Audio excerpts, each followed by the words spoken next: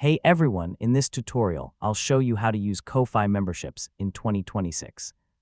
So if you want to earn monthly income from your audience, this guide will walk you through the full setup step by step.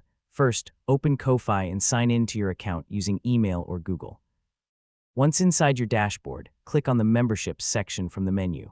If memberships are not enabled yet, turn them on. This lets your audience support you with monthly payments. Now create different membership tiers like bronze, silver, or gold. Each tier can have its own price and benefits.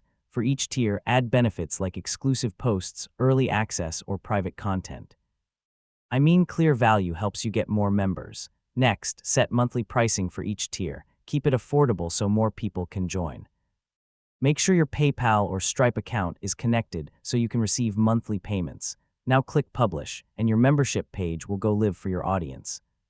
Share your membership link on YouTube, Instagram, or wherever your audience is active. This is how you attract long-term supporters. Inside your dashboard, you can track members, payments, and monthly income in real time. So that's how to use Ko-Fi memberships in 2026. Once set up, it becomes a steady way to earn monthly support from your audience. Thanks for watching, and I'll see you in the next guide.